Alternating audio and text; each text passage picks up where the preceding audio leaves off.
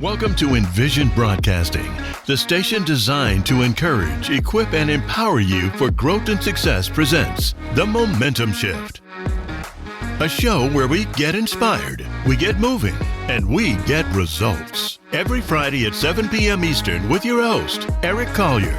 He's the mayor of motivation and mental quicksand expert, bringing you inspiring interviews and empowering stories that will help to improve lives. If you're ready to start making the impossible possible, then you've joined the right show, because the Momentum Shift is what you've been looking for. Hello and welcome to the Momentum Shift, where we rise up, rebuild, and redefine what's possible. I'm your host, C. Eric Collier, also known as the Mayor of Motivation. Exciting to have you joining us today because you are in for a shift as always. Our guest today knows exactly what it means to create real momentum. His name is Todd A. Krause. So welcome, Todd, to the show. Todd is the owner of the cleaning authority Fishers, where he's more than doubled his revenue from 1.8 to over $4 million, all while building a diverse, high-performing team and an award-winning workplace culture. He's got a background as a CPA and MBA with decades of leadership experience across finance, banking, and entrepreneurship, where he helps organizations grow from startups to multi-billion-dollar enterprises. He's the founder of Silverside Consulting, where he helps home service businesses owners break through the growth barriers to keep them stuck. His mission: build strong leadership, rock-solid systems, and thriving cultures so companies can scale without chaos, burnout, or owner dependence. Ladies and gentlemen, welcome my guest, Mr. Todd A. Krause. Todd, thank you for joining us. Hey, Todd, how you doing? I am good. How are you, Eric? I'm great, thanks. Great to see you. Great to finally meet you.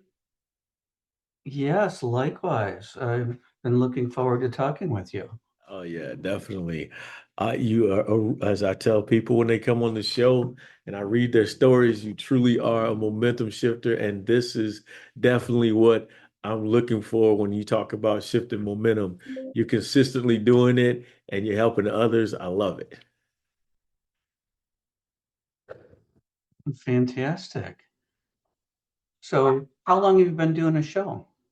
So the show been going on now. I think it was probably about 3 years now. Been going Oh, okay. on.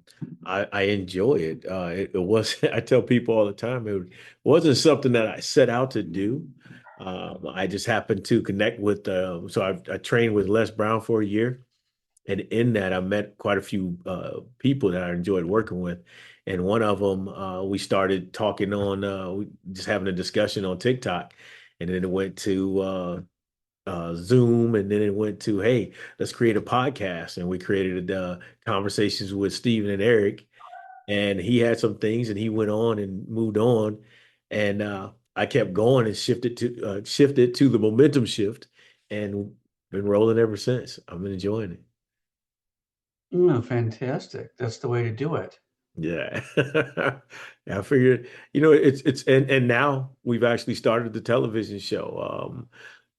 Started in towards the end of last year. We got an opportunity to create a television show that airs on Roku's DX virtual channel. And so we just finished up season 1, heading into season 2. So, is a season when you do it that way is similar to a season on the networks, or you have 13 or 15 episodes? Yes, we do 12. We 12. Our season is 12 episodes.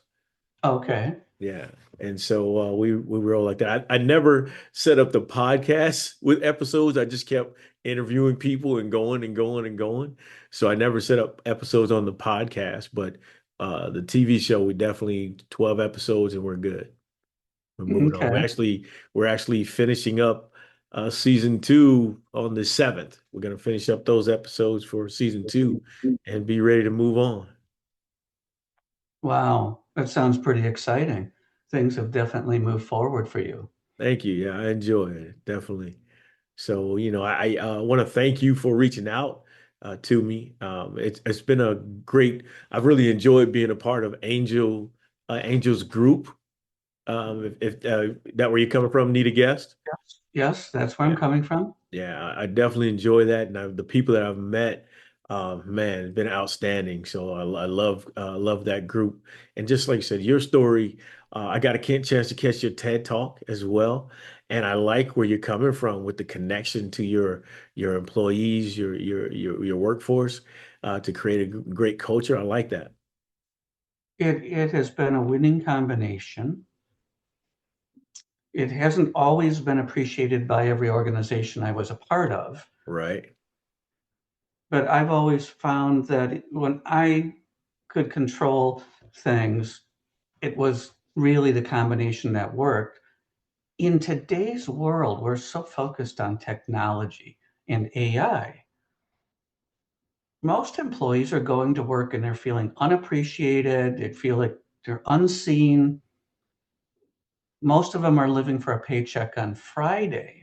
right, But when you recognize them as a real person, a complete whole person, and the value they can bring, all of a sudden what they deliver just jumps up a level. right. So to put it into a real easy to grasp perspective, I used the example of two plumbers.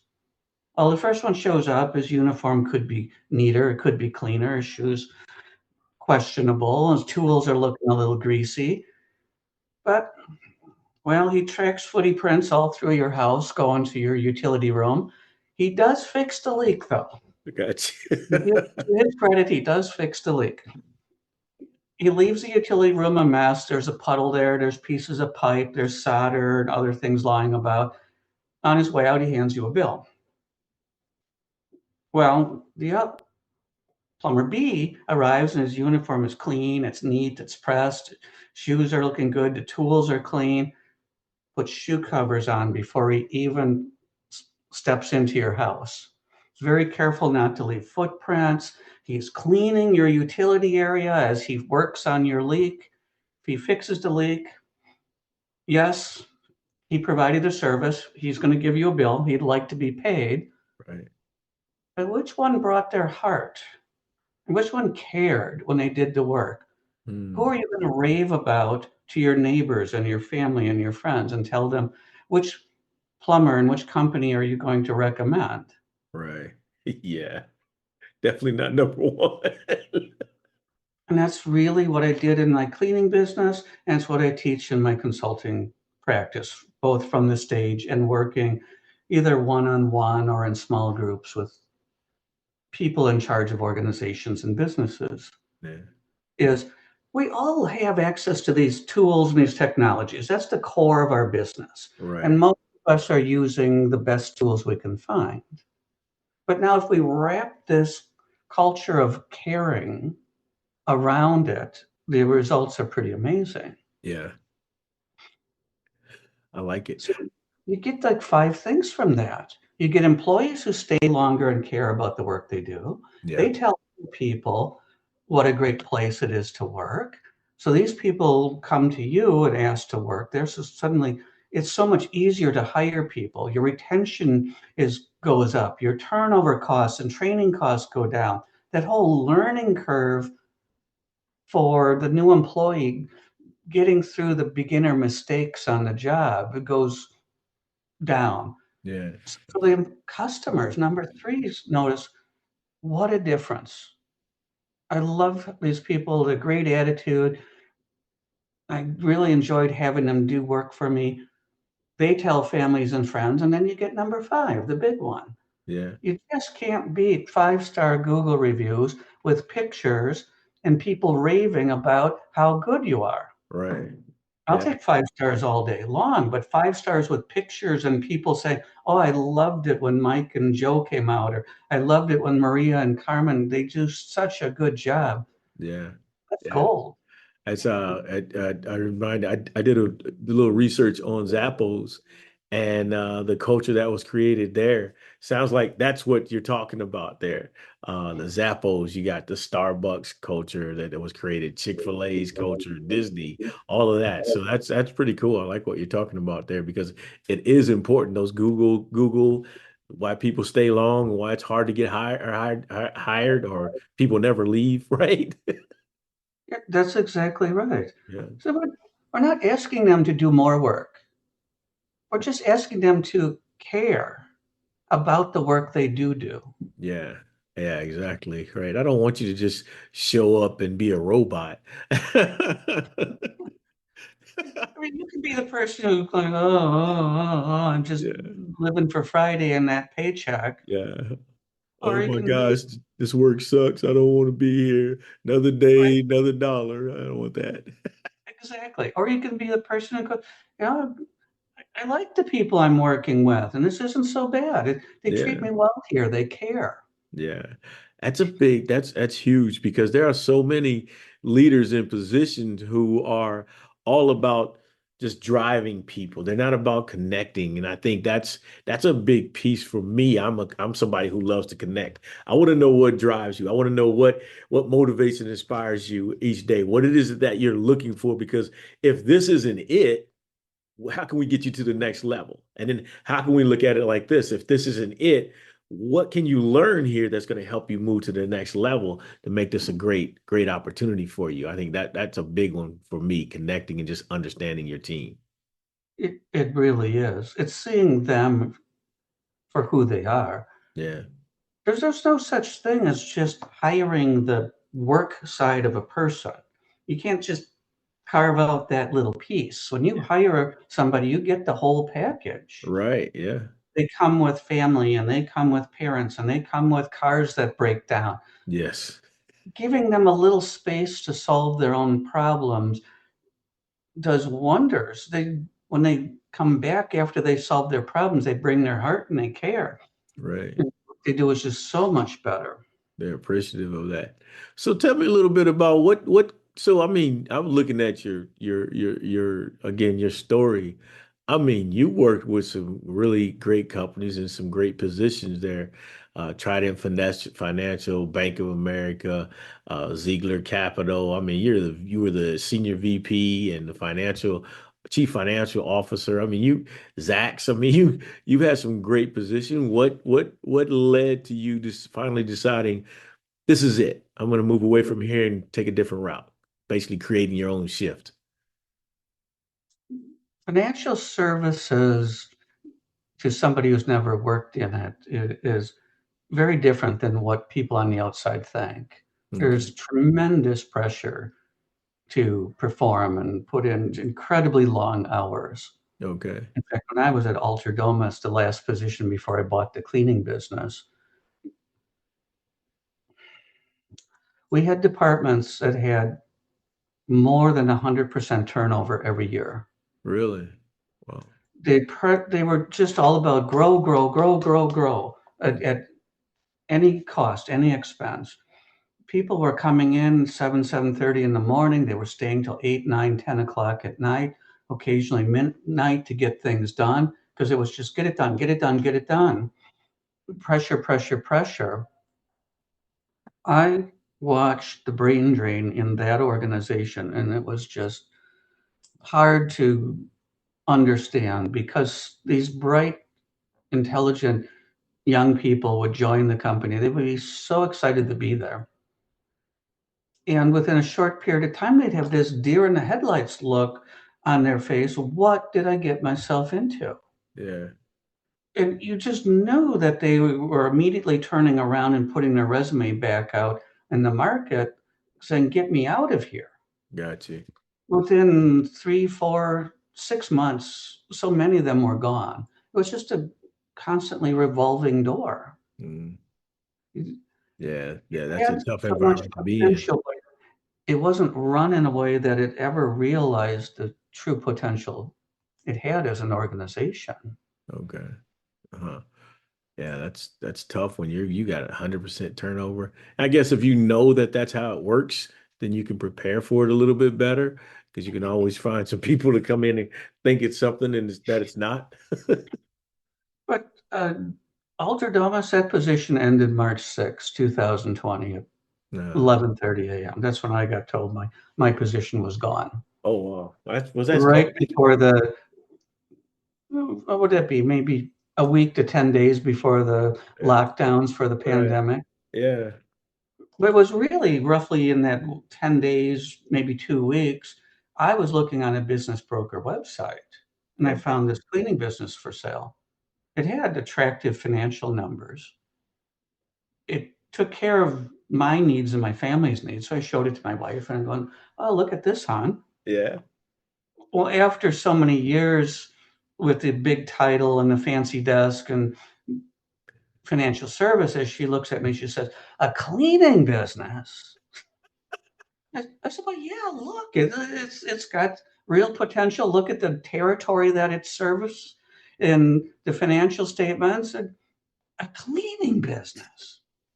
Well, on Totally different. that glowing support and approval, I went ahead and bought it. Well, fast forward, now she's the one making the daily deposits. I love it. Now she's saying, a cleaning business. Great move, great decision, great idea. I love it. Let's see if you read the book The Millionaire Next Door, I so love many it. of these people What in am- these types of businesses really are very wealthy. Yeah, that's These one. home service, plumbing, HVAC, electrical, and on and on and on, for many people are a gold mine.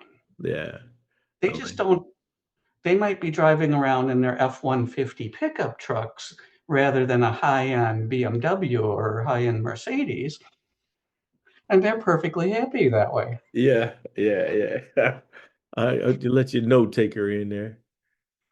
Yeah. Oh, it's up to you. It's not necessary. All right. I'll go ahead and Note takers move can be very persistent it. Yes. and try to take over everything. I'm trying to stop that in there.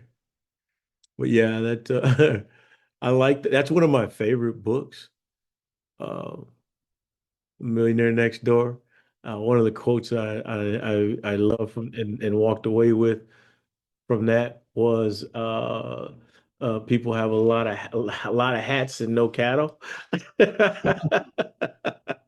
That is, I lived in those high-end neighborhoods in Chicago, and Yeah, that is true.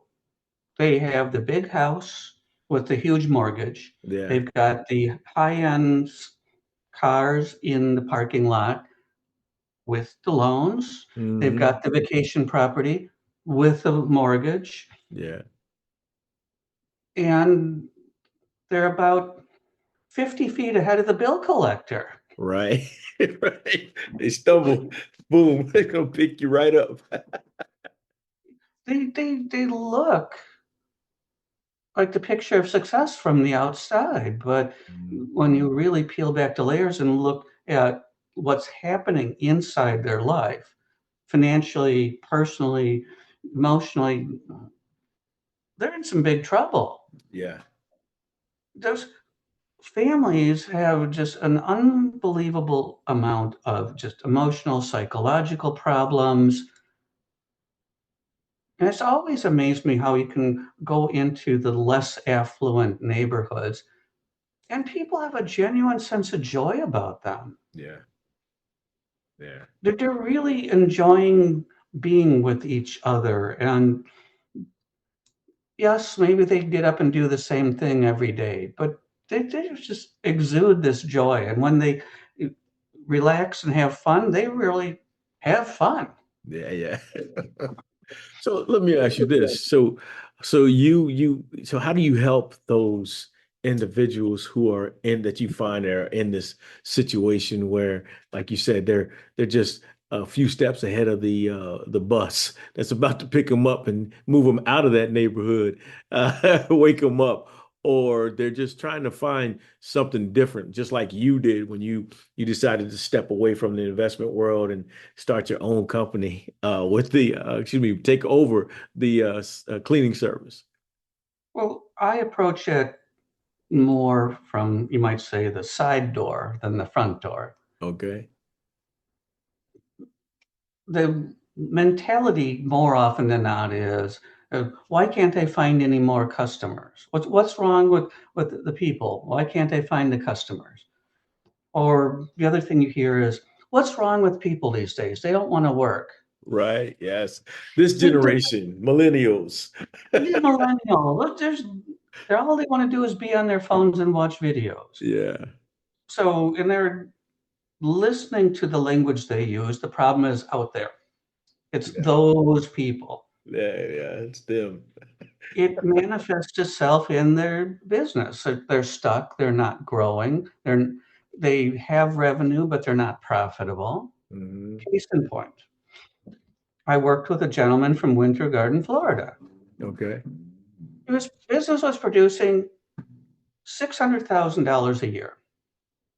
He had 140 plus customers, most on recurring service, Hmm. and he wasn't able to pay himself. So that was really the entry point was, well, okay, let's get your business profitable. Right. Let's get it growing, because that was the other thing. It just wasn't growing. He was stuck.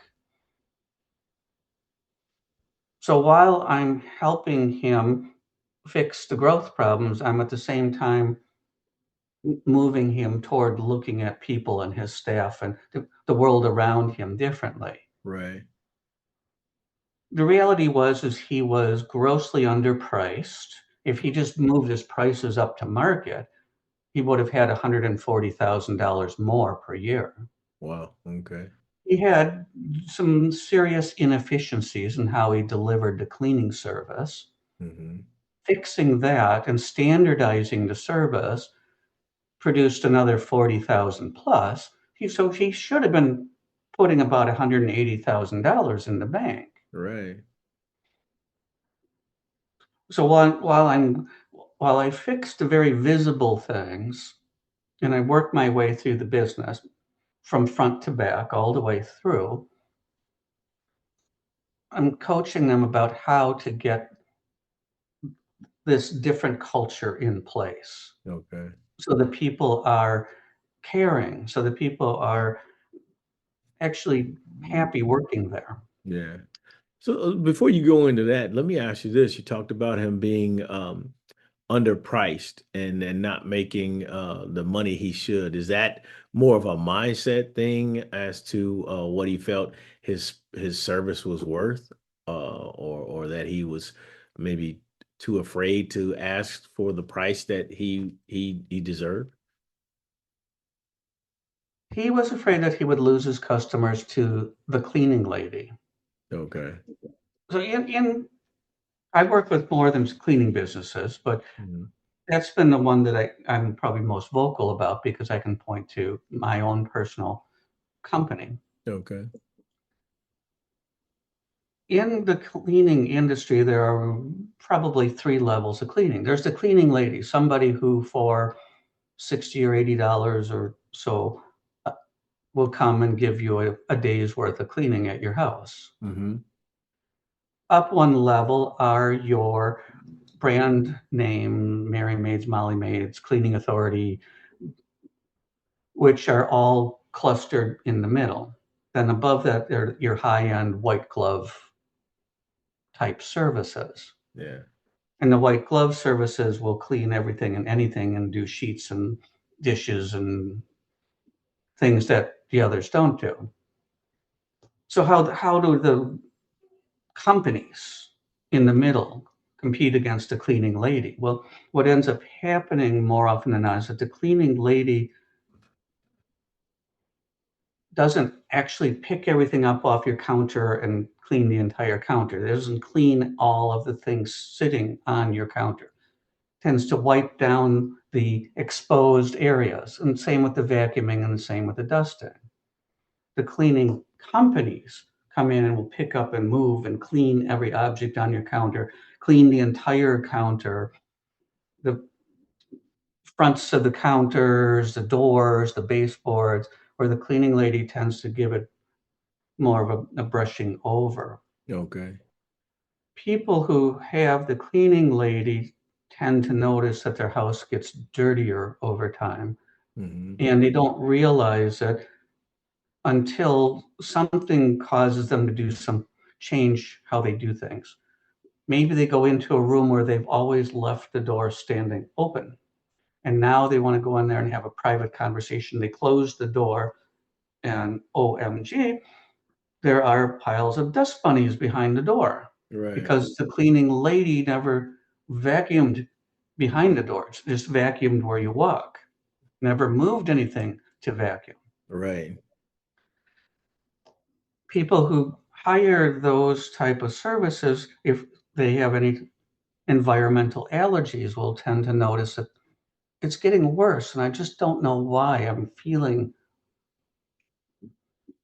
worse than I did maybe a month ago or 2 months ago. It's the level of dirt is gradually building up. Yeah. Cleaning companies well, at the end of the day, you can say they do pretty much the same thing. They all do it in a different way. They have a method that they move through the houses and a way that they clean to make sure that everything gets touched, everything gets cleaned. And being part of the cleaning authority, we have our rotation system, Okay. and we have a way that we train everybody to move through not only the house, but each individual room to get everything clean. Yeah.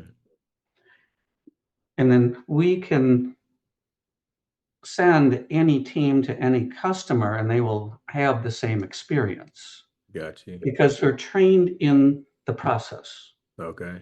They're not just going out there with a bucket, a mop, and a sponge and doing it any old way. So realizing that you're providing a higher scale of service and you that can't be beat when it comes to over time, right? Is important. It isn't. And we do from time to time have customers who will say, well, for a few dollars more, I can hire the cleaning lady. Yeah. What we've learned is most of them come back in a couple of months and say, it wasn't as good. Your service was so much better. Right. So that creates this middle tier in the market. Like John Maxwell's the law of the rubber band. Once you stretch me, I can't go back. Right. Yeah, pretty much. But he had this mindset that he was competing against a cleaning lady. Yeah. He hadn't raised prices in 6 years. Oh wow. Okay.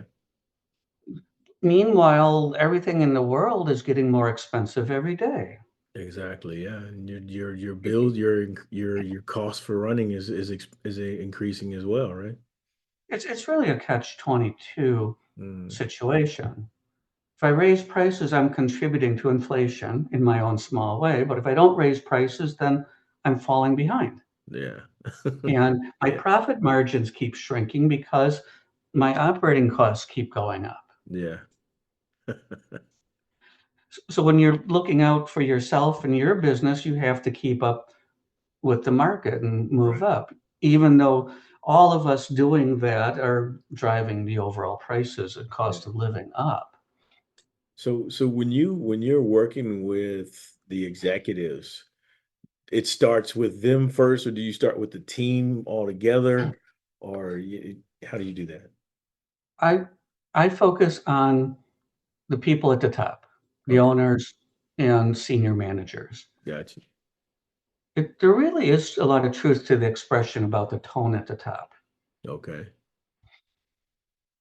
When the owners and the senior managers see the employees as real, complete people and treat them as somebody worth dignity and respect and courtesies and giving them the opportunity to solve problems when things happen in their lives, then the whole organization is different. yeah. Now, do Here, you when you work with them? I'm sorry for cutting you off. I just I real was going quick. to give you an example from Yeah, dating back to when I bought the cleaning business. yeah. Go It ahead. looked very good on paper when I walked through the door. It had a toxic environment. Mm, The turnover was high, morale was low. Cleaners and customers were turning over at a rate that, looking back, you say, well, how did the prior owner ever grow the business to the size it was when I bought it? mm-hmm. So I changed that.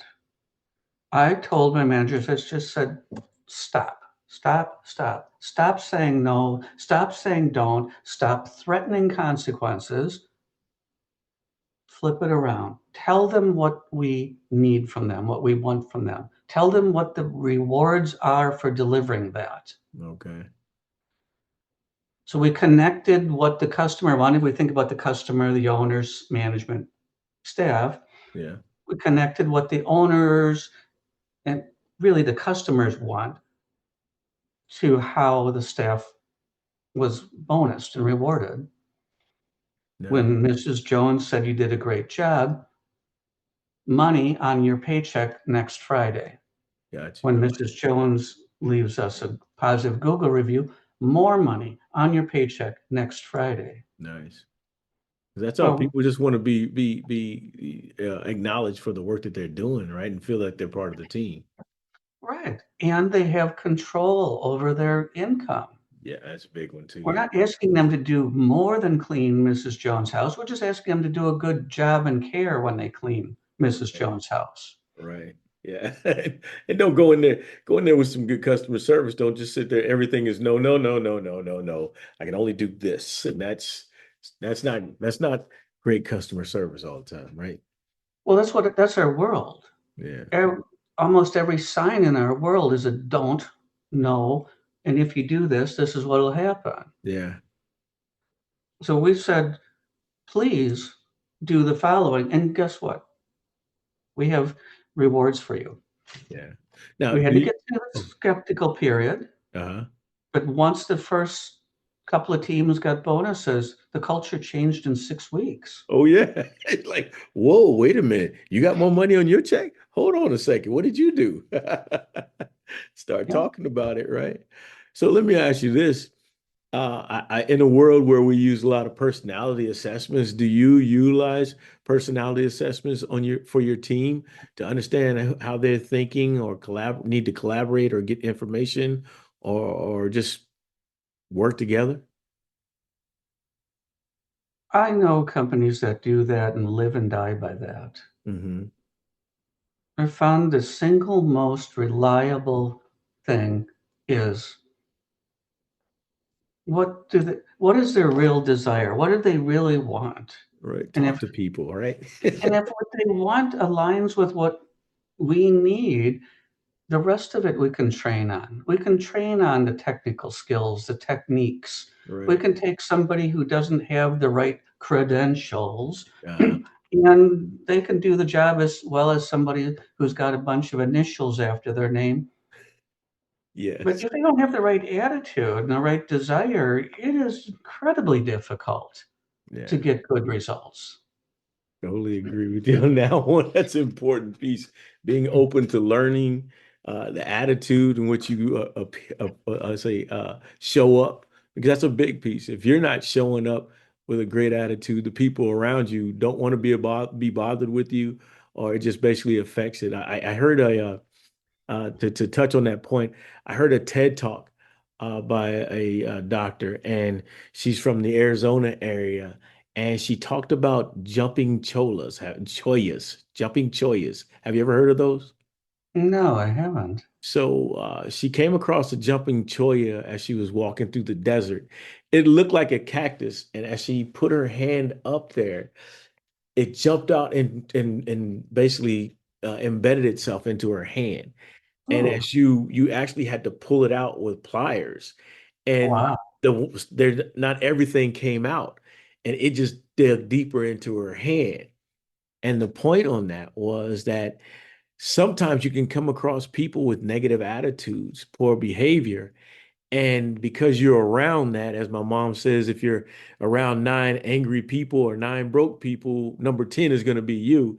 That's what can happen. You can find yourself taking on that attitude and behavior like a jumping choy. That's true. You really are a reflection of the people you hang out with. Yeah, true.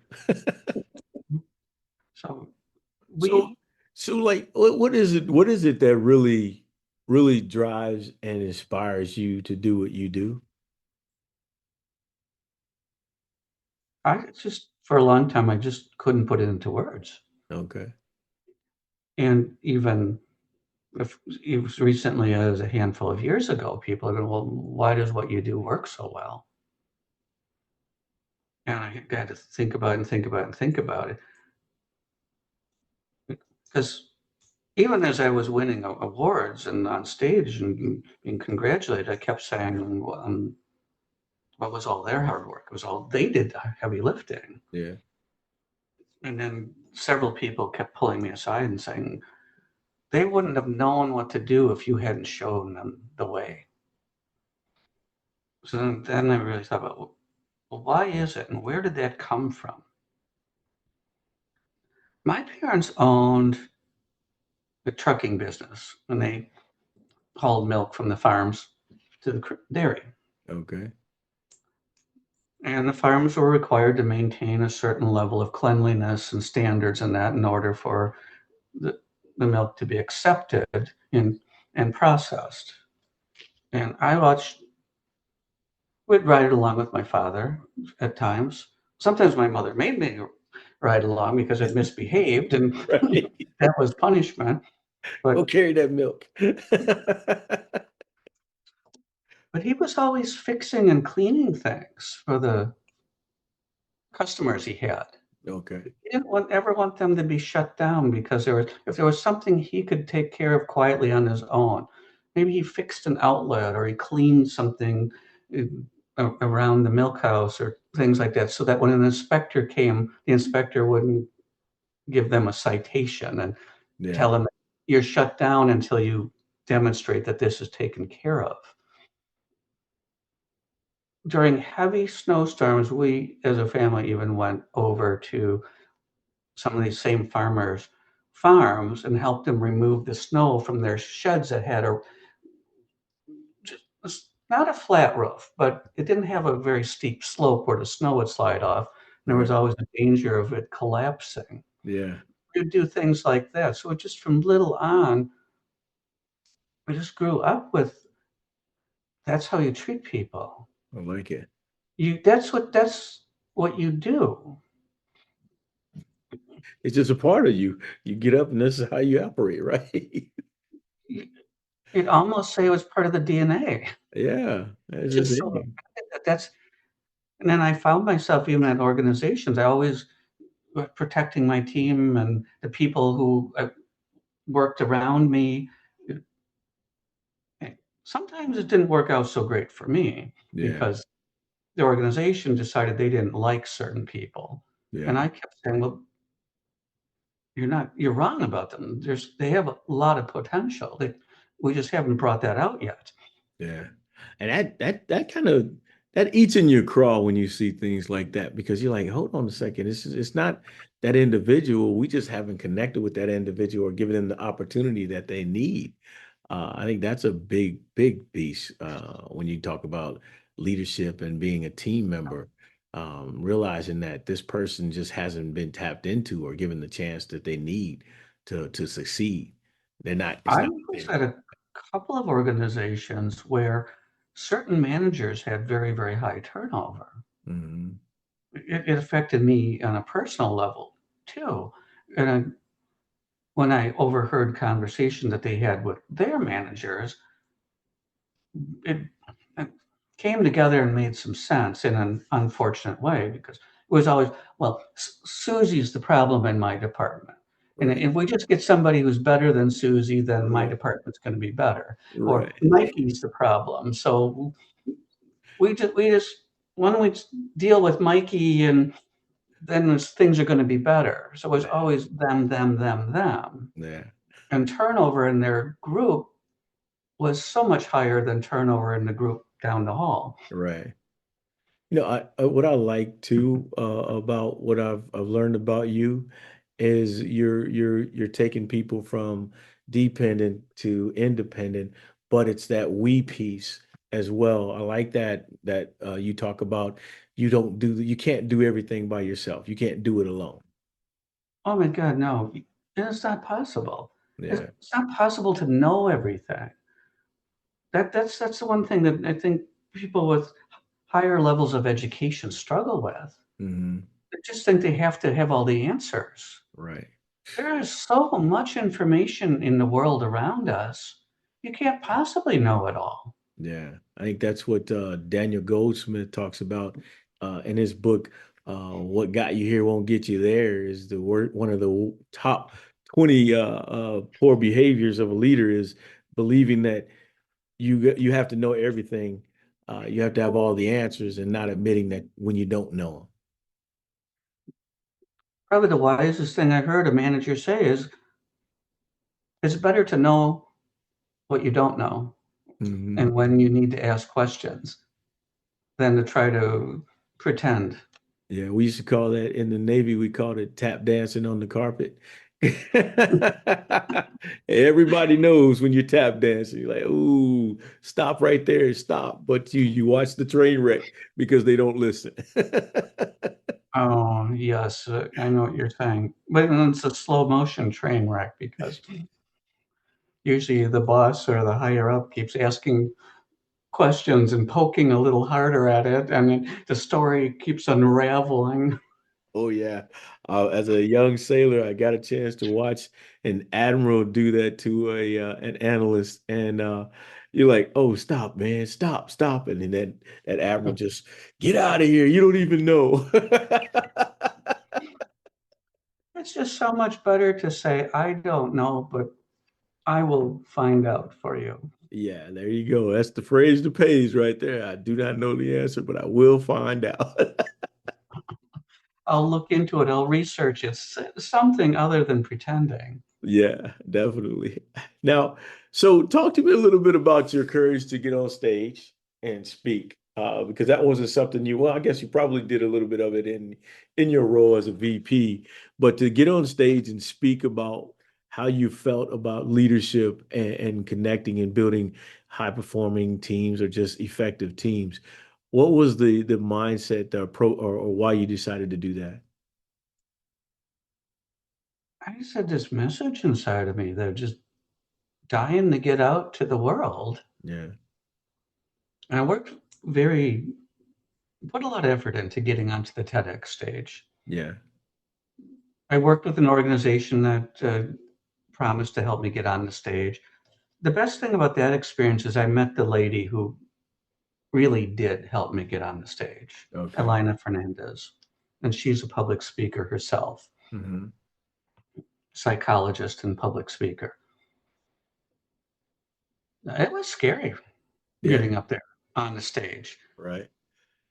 I was a fill-in for somebody who just wasn't putting the effort in for TEDx South Congress in Austin, Okay. Texas. Okay. So I was a little late to the game. Everybody else had been practicing with the person organizing it and the team organizing the event.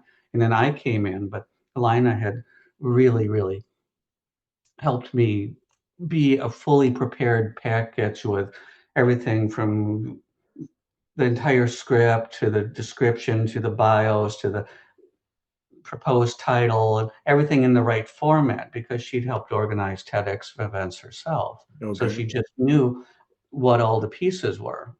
And I was able to just say, here I am, and here's all the pieces. And within a short amount of time, they accepted me as a fill in. Nice.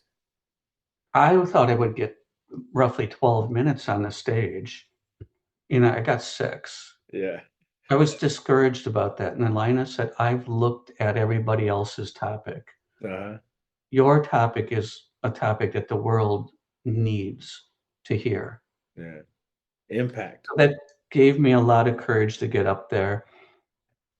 And my wife sat in the front row and helped me when I stumbled a little bit. Yeah. You see, there's what shows up in the video and there's what really happened on the stage because all of us had somebody in the front row who, when we got stuck, would tell us what the next 3 or 4 words were in the speech, and we'd go, "Oh Nice. yeah, oh yeah." Well, they Hey. edited all that out, and you get this smooth flowing. Look at that guy; he just plows right through 6 minutes.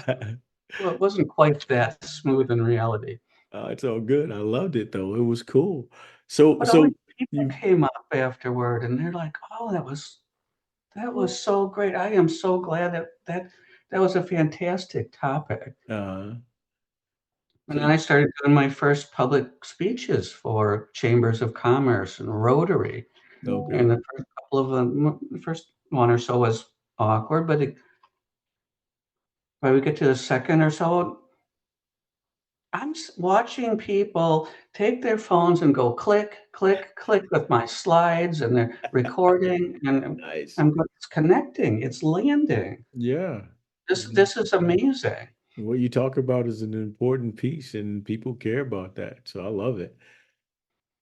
So now, you've mentioned her a couple times. So let's talk about how long you've been married. Well, I'm on my second marriage. Okay. I was married to my first wife for almost 36 years, and she Okay. died in July of 2021. Okay. And then I met the lady that I'm married to now. Uh, She contacted me first July 7th, 2023, and she yeah. always reminds me of that. July 7th, 2023. We were both on Facebook dating. Her Okay. husband passed away in September of Uh, 2016. yeah. So for a long time, she didn't get out there and look, and then she started looking, and she contacted me. And Yeah. within a very short amount of time, it just felt like that was the right thing. So we've been married since September of 24. Oh, cool. Congratulations. I think for me, oh, wow, me and my wife were going on 36. And 38 together.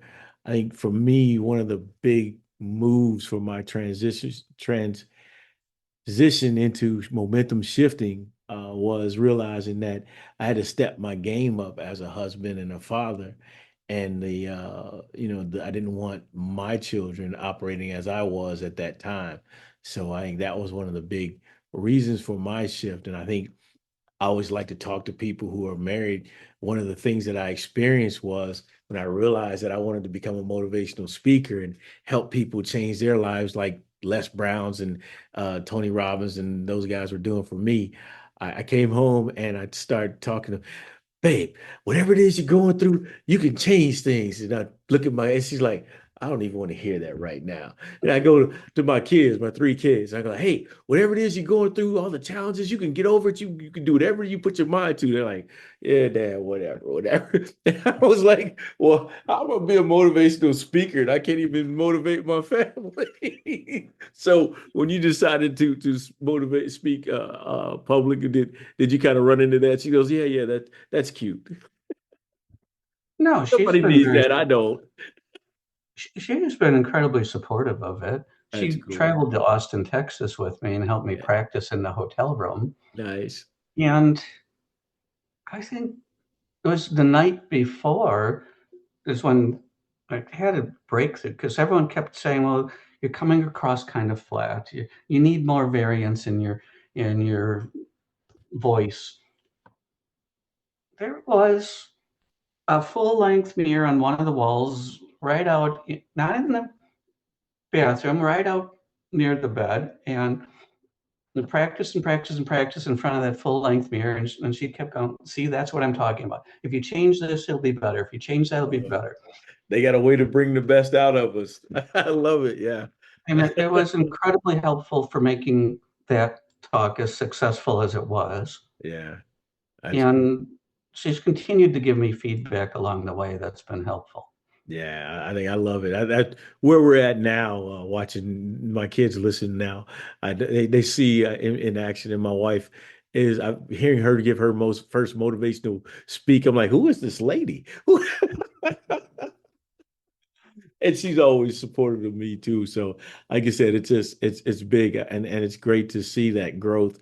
And it's always great to have somebody in your corner. Somebody you can turn to and say, hey, you know what? Give you some honest feedback, right? That's been incredibly valuable. She's Yeah, been wonderfully supportive. yeah, I think the thing I learned along the way was you need you to listen first. yeah, And when you listen and you're present, then at some point the conversation shifts and now they've become open to suggestions and advice. yeah, yeah. But when you start from that place of caring and listening, being present, it's pretty amazing how the world just opens up. Yeah. Always tell people, I say, you wanna lose my attention real quick, and you start coming to me and go, "What you need to do is," I'm like, "Oh, you just lost me," right? Or here's what I would do if I were you. Right. Well, guess what? You're not me. Right. Understand where I'm coming from first, how I'm seeing this picture. Well, what, get something, a little feedback and understanding. Yeah. And then if you're And, not doing it, don't come to me and tell me what I need to do if you're not an individual who's out there doing this on a daily basis, right? and then especially with family and close friends and that, phrasing all of the help more as questions. Well, have you tried this? Or do you think X would possibly help? Or do you think Y would help? Yeah. Oh, well, maybe it would. I love it. I enjoy it. Like I said, I enjoy it. I try to keep an open mind at all times. I may not use what you say, but I want to hear where you're coming from to get an understanding of how you're thinking, and then give me a chance sometimes too to go, hey, look at it from a different angle, even though I don't agree with it. Well, when it comes to working with people, the expression that it's like herding cats is Yes, very appropriate. You're happy if you can keep them all moving in approximately the same direction. right. Wow. Todd, man, I've enjoyed this, man. We set this up to be a discovery call, man, but I really just right off the bat, I'm like, I'm loving talking to you. So I just kept talking, and I appreciate you continuing to talk about, what you do and share your journey, man. I love it. So thank you for Oh, you're for welcome. Had a, for had a like great going, time. hey, Eric, we said this was going to be a discovery call. Thank you. Well, I had a great time talking with you too. So I love this, man. If you don't mind, I'd like to air this as our discussion, if that's cool with you, unless you want to Oh, try it. perfectly fine with me. Yes, Okay. absolutely. Go ahead. All right. Yeah, this was cool, man. I really enjoyed that. I want to, before we shut everything down, though, I want to make sure we covered everything that you wanted to discuss today. Is there anything you'd like to share with the audience that we may have missed? I welcome every opportunity to work with and talk with people who are just looking to grow, looking to improve. Business owners, organizations, that's especially rewarding because it flows outward and it impacts how they treat the people that work for them, Mhm. the people in the community that they serve. There's something really rewarding about helping people in those situations solve a problem, helping them make their organization and their business function better than it did. Yeah, like I always say, So, was the great part for coaching with me is that aha moment when you see the light go off and they finally get it, and it's things are working for them. but not only when it's working for them, but then when they in turn make it work for their Mm. their customers. Yeah, I like that. That is just an amazing thing. Yeah. So, Uh-oh, I think I lost you. so I would welcome all and reach out to me in conversation. Okay. Where and how can they connect with you? Okay.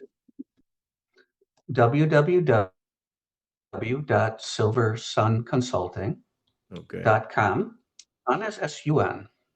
Okay. And I'll On make the sure. About page, Oh, sorry. on the About page is my email address and a phone number. And that phone number rings right here. Okay. Cool deal. And I'll make sure it's on the description as well. I answer my own phone. So please give me a call. That's Love cool. to talk to you. And what do you have coming up? I got a few more podcasts coming up. They're working on landing the next couple of public speeches. Just finished one for the Westfield Rotary Club.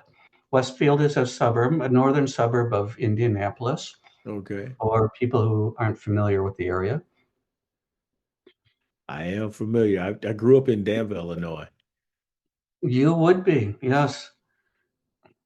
But somebody outside of this area will say, Westfield, where's that? Right. Exactly. Wow. Well, Todd, man, I thank you for joining me. I really, like I said, again, I truly enjoyed this. This was great. I've never had a discovery call turn into just a full-blown interview, but man, I really just enjoyed talking to you. So thank you very much for the opportunity to continue our discovery call. Well, thank you. And let me know when you post it. I What I'd will, really definitely. like to do is put it on my website, Okay. YouTube channel, and publish it out to social medias and just Roger let that. people know that you're there and can have this great conversation with you. All right, I will definitely do that. And I'll end it like I'll end all my shows. And there you have it, ladies and gentlemen. That's it for this week's episode of the Momentum Shift podcast and radio show, where we rise up, rebuild, and redefine what's possible. I'm C. Eric Collier. This has been my guest, Todd A. Krause. Thank you all for joining us. Until next week, just keep pushing because nobody's going to do it for you. Take care. Thank you for joining The Momentum Shift, a show bringing you interviews and stories of incredible people to help you get inspired, get moving, and get results to ultimately create the life-changing momentum shift that will improve your life. Join host Eric Collier, the mayor of motivation and mental quicksand expert, every Friday at 7 p.m. Eastern for The Momentum Shift, the show and change you've been looking for.